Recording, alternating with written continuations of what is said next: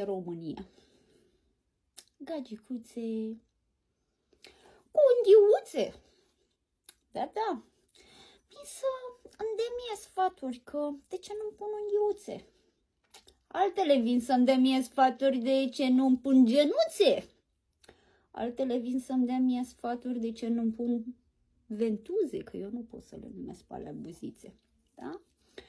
Mai vin unele să-mi dea sfaturi de cum să mă tunț. Altele de cum să mă îmbrac. Avem o țară de experți și experte. Căde lipsa de ocupație. Drăguțelor, hai să vă zic eu ceva. Vă văd pe unele cu un cont mare, frumos. Vai, se crede și asta, doamnă? Da, mă crede mai doamnă decât unghiuțele tale, să știi. Da? Și decât tine. Nu pun unghiuțe pentru că abia pot să le întrețin pe astea așa micuțe. N-am nimic cu fetele care poartă unghiuțe. Le admir, felicitările mele, dar am o problemă cu fetele care se afirmă. Vai, am fost la ex și mi-am pus unghiuța. What the fuck, ce e? Nu spui și că ai fost la WC-ul cu tare și ai făcut nu știu ce? Vin fetele cu genuțe. Apropo, gagicuțelor, când e caniculă, vreau și eu una, două pe lângă mine ca să frășcă eu, uite așa, din genuțele alea, să-mi facă puțin aer. Nu de alta, mai fac și eu o economie la electricitate. Luăm ventilație bio, da? Bine, alea cu acid hialuronic, care în momentul în care vorbesc fac... Înțelegeți-le. Dar ele au buzițe.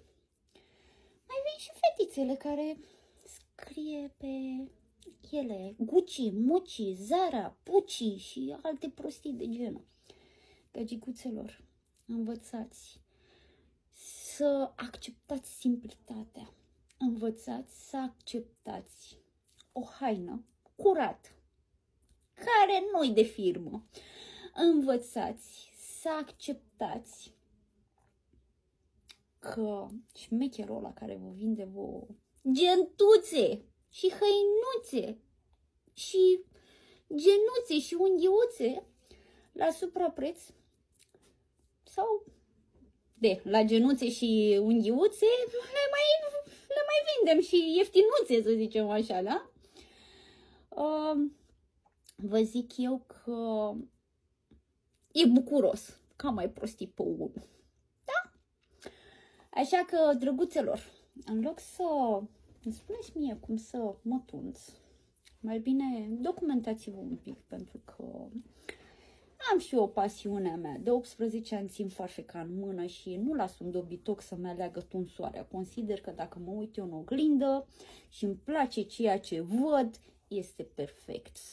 Fraierului ăla care încearcă să mă tundă, ăla nu dă nici 2 bani pe mine, decât pe banii pe care îi dau către el, da? Alea care pun unghiuțe și genuțe, la fel, ca și ăla care tunde, credeți-mă. Învățați, gagicuțelor, să nu mai puneți amprenta pe cineva, că, vai, uite cum se îmbracă, vai, uite cum are părul. Hello, nu v-a întrebat nimeni, să știți. Opinia voastră este precum o hârtie, uite așa, mititică, mititică, mititică, care voi de frică vă băgați în dos. Da? Pe mine opinia nimănui nu mă interesează. Dacă voi trăiți cu părerea lumii, stați acolo, frumușelelor.